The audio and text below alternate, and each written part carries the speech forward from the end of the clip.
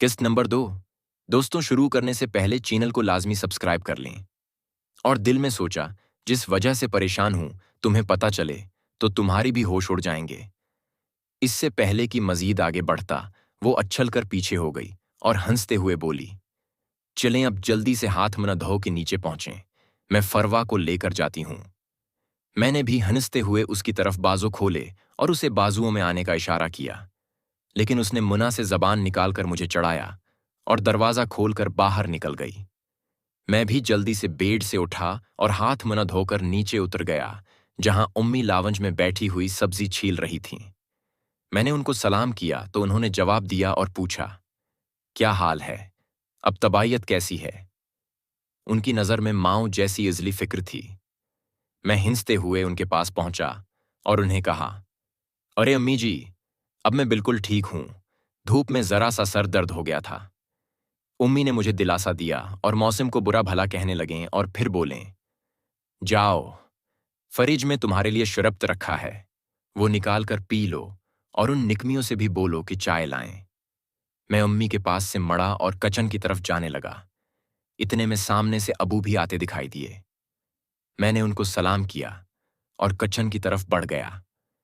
Kitchen के दरवाजे पर पहुंचा तो दोनों दूसरी तरफ मड़ी चाय बना रही थीं और आपस में बातें कर रही थीं।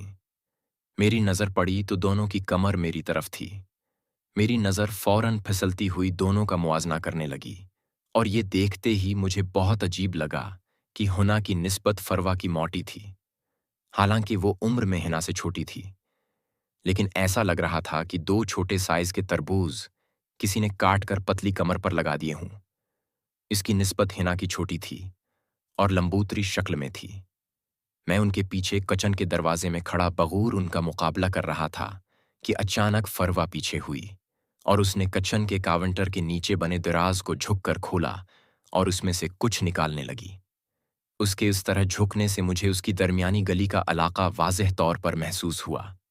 वो शायद 10 सेकंड या उससे भी कम वक्त झकी, लेकिन मेरी नज़र जैसे उस पर चिपक सी गई और वो जब ऊपर हुई तो मैं किचन के दरवाजे पर खड़े ही मैंने कपड़े की कस्मत पर रश्क किया। मेरे दिल में अचानक ये शदीद ख्वाहिश पैदा हुई, काश में कपड़ा होता, हर वक्त अपनी बहन को महसूस तो करता। जितनी शिद्दत से मुझे ये ख्वाहिश आई थी, इतनी ही शिद्दत से मुझे शर्मिंदगी ने घेर लिया कि कमीने इंसान, कुछ भी सोचने लग जाते हो, कुछ तो शर्म करो, बहन है वो तुम्हारी। इससे पहले कि ज़मीर साहब मेरी और छितरूल करते, पीछे मड़कर देखती हना की नज़र मुझ पर पड़ गई और वो हंसते हुए फरवा से बोली, लो जी, उम्मी का पैगाम आ गया।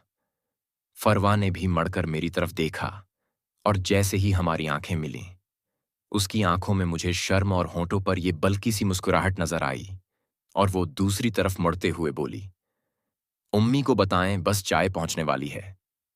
मैंने भी कहा, अम्मी तो कह रही हैं, इतनी देर में तो मैं पाए भी पका लेती थी, जितनी देर इन लड़कियों ने चाय पर लगा दी है। मैं जाकर बताता हूं अभी कि कहती हैं 20 मंट और हैं।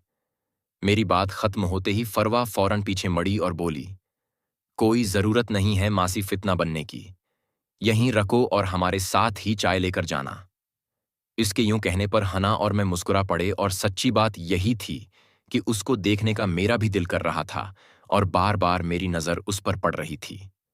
फरवा ने फिर हिना से कहा, भाभी आप कप लगा दें ट्रे में, चाय अबल न जाए, मैं जाकर देख लेती हूं। और ये कहते हुए उसने मेरी तरफ मड़कर भी देखा, जिसकी मुझे बिल्कुल तवक्का न थी और मैं मजे से टिकट की बांधे नज़ारे में गुम था। फरवा ने मेरी तरफ देखा और मुझे अपनी तरफ देखते महसूस करके उसने एक अजीब सी नज़र मुझ पर डाली जिसमें हजारों शकवे और शिकायतें थीं। आंखों की जबान दुनिया की आसान तरीन जबान भी है और मुश्किल तरीन भी कि अगर एहसासात मिलते हों तो ये जबान बहुत आसान है। एहसास और मोहब्बत ना हो तो ये जबान सबसे मुश्किल बन जाती है। अपनी ये बहन की जो मुझे शायद अपनी जान के बराबर ही अजीज थी, जिससे बेअंता प्यार भी था, मैं उसकी निगाह का शिकवा एकदम समझ गया कि उसे यूं मेरा उसका वजूद देखना अच्छा नहीं लगा। अब बच्ची तो वो भी नहीं रही थी और न मैं बच्चा था, बस एक हादसे ने मुझे मेरे मकाम से गिरा दिया था और अफसोस ये था कि मैं संभलने के बजाय मजीद गिरता ही जा रहा था। शायद मेरी बहन की, जिसकी उठान बर्फीली पहाड़ियों जैसी थी और जिसकी गहराई भी नाकाबिल बयान, कि जिस गहराई में गिरने वाले हमेशा इसी गहराई में रहना चाहें।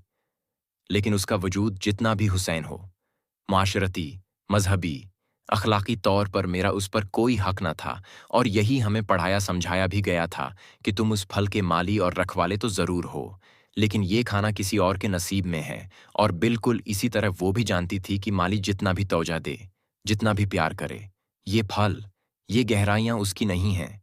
छूना तो दरकनार, ये उन्हें देखने का भी हकदार नहीं। तो इसीलिए माशरती सच्चाई को सामने रखते हुए इसका ये अमल अपनी जगह दरस्त था। वहीं मुझे भी ये अमल ज़िलत की गहराई में गिराता गया और मुझे अपना आप बहुत बड़ा और कम ज़र्फ महसूस हुआ। मैं कच्चन के दरवाजे में ही खड़ा था, लेकिन मुझ पर जैसे घड़ों पानी पड़ चुका था। मैं अपने आप को कोस रहा था कि अचानक फरवा की मुस्कुराती आवाज़ मेरे कानों में पड़ी। मैंने हड़बड़ा कर देखा तो वो मेरे सामने खड़ी थी। मुझे यूं अपनी तरफ देखते हुए वो बोली, अगर आपका इरादा यहीं बत बनकर खड़े होने का नहीं तो चलें, चाय तैयार हो चुकी है। मैंने उसके हंसते चेहरे और उसके पीछे खड़ी हना के चेहरे की तरफ देखा तो वो भी मुस्कुरा रही थी। मैं एकदम कॉर्निश बजा लाने वाले अंदाज में झुका और उसे फर्शी सलाम करते हुए बोला, मलका आलिया का इकबाल बुलंद हो, खादिम इस्तकबाल के लिए तैयार है। मेरे ये कहने पर हना भी मुस्कुराई। इसके हाथ में भी टरे थी और मुस्कुराते हुए बोली, आप बहन भाई यहां शाही अंदाज बनाते रहो, मैं तो जा रही हूं चाय लेकर। और हमारे पास से गुजरती गई। फरवा ने उचटती हुई नजर मुझ पर डाली और वो भी हुना के पीछे चल पड़ी। मैं भी इन दोनों के पीछे चल पड़ा, लेकिन एक दो कदम उठाते ही मेरी नजर एक बार फिर भटक गई और सीधी बहन की इच्छल कूद में खो गई, जो उसके हर कदम के साथ इच्छल कर ऊपर नीचे हो रही थी। मैंने एक बार फिर अपनी नजर को, अपने दिल को कोसा, लेकिन बहुत कोशिश के बावजूद भी अपनी नजर को वहां से न हटा सका और चलते चलते लावंज में पहुंच गए। वहां अम्मी अबू की मौजूदगी के पेश नजर मैंने आंखें झुका लें और शरीफ बच्चा बन के बैठ गया, लेकिन दिल में चूर घिस चुका था। इससे छुटकारा कैसे मुमकिन था? मैंने जैसे ही अपने सामने बड़ी प्याली को उठाकर मुंह से लगाया और एक घूंट भरा तो मुझे यूं लगा जैसे मैंने नमक और मिर्च से भरी कोई चीज पी ली हो। मैं समझ तो गया कि यह शरारत की गई है, क्योंकि बाकी सब नॉर्मल अंदाज में चाय पी रहे थे। मैंने एक नज़र सबको देखा तो सभी नॉर्मल थे, लेकिन इस दुश्मन जान के चेहरे पर दबी दबी मुस्कुराहट थी। मैं समझ गया कि ये शरारत इसी की है। मैंने सोचा कि बोल दूं, लेकिन फिर कुछ सोचकर चुप हो गया और नमक और मिर्च से भरी चाय पीने लगा, जो कि आसान काम तो न था, लेकिन मैं बाकियों की तरह नॉर्मल रहते हुए जान के घूंट भरने लगा। इस दौरान हम लोग बातें भी करते रहे।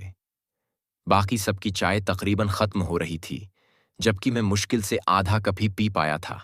लेकिन मैंने एक दो बार फरवा की तरफ देखा, जिसके चेहरे पर अब बेचैनी के तासरात थे, और मुझे चाय पीता देखकर वो बार बार पहलू बदल रही थी।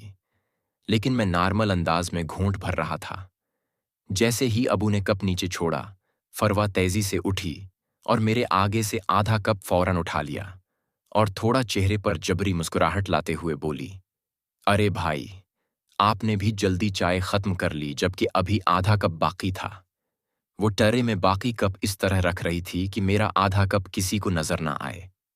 मैंने उसकी तरफ देखा तो उसकी आंखों के कोनों में पानी झलमला रहा था।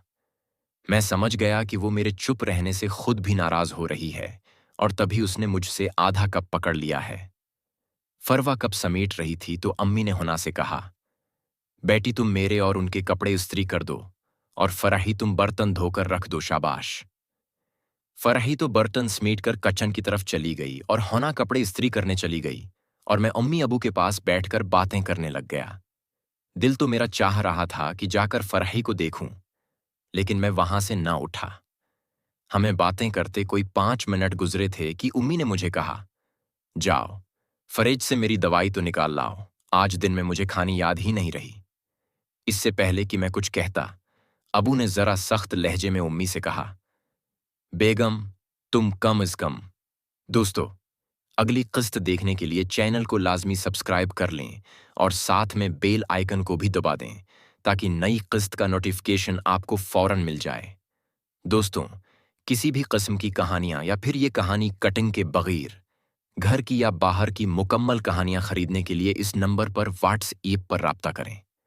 हमारे पास लातेदाद हर तरह की कहानियां, नॉवेल्स मौजूद हैं। आपको बहुत सी स्टोरीज बहुत अच्छे रेट में मिल जाएंगी।